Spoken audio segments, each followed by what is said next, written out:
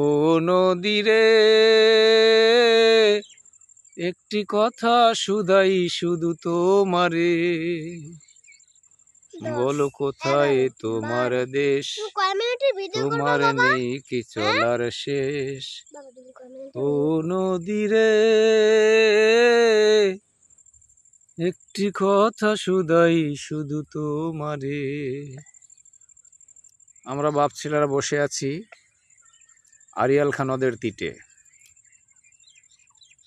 এই নদী এক সময়ের অনেক বড় নদী ছিল। এর প্রস্থ ছিল আমাদের বাড়ি পর্যন্ত, minimum near about 1 kilometre distance from here.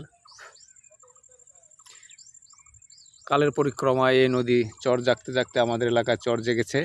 আমরা সেই চরের উপরে বসে আছি একদম নদীর সন্নিকটে।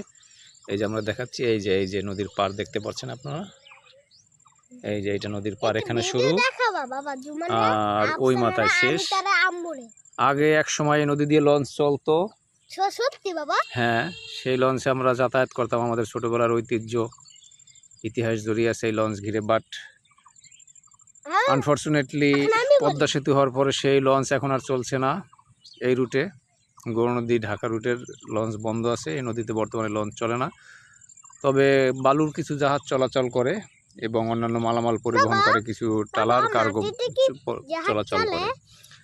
আরও একটি মজার বিষয় হচ্ছে গাইস, আমরা যে বসে আছি এই যে আমাদের এই পাড়টা দেখতে পাচ্ছেন, এই পাড় নদীর আমরা যেখানে বসে আছি বাপ ছেলে, এই পাড়টা হলো আমাদের বরিশাল জেলার গৌরনদী থানা।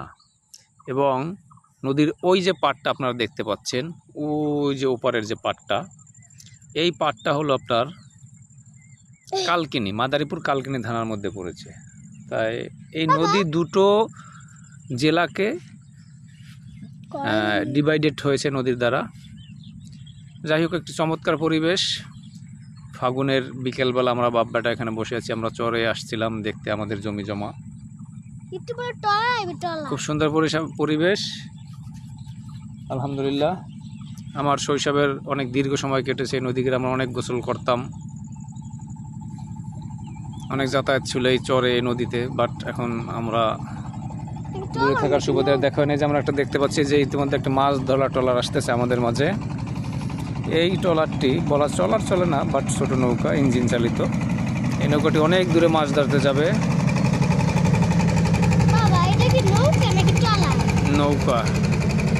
নৌকায় মেশিন বসানো ট্রলার।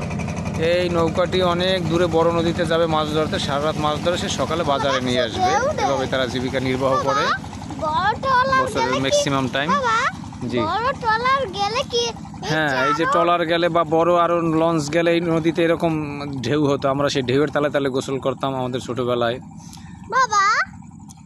যাই হোক গাইস, ভালো থাকুন সবাই, সুস্থ থাকুন, সবার দীর্ঘায়ু এবং সুস্বাস্থ্য কামনা করে আজকের পর্ব শেষ করছি।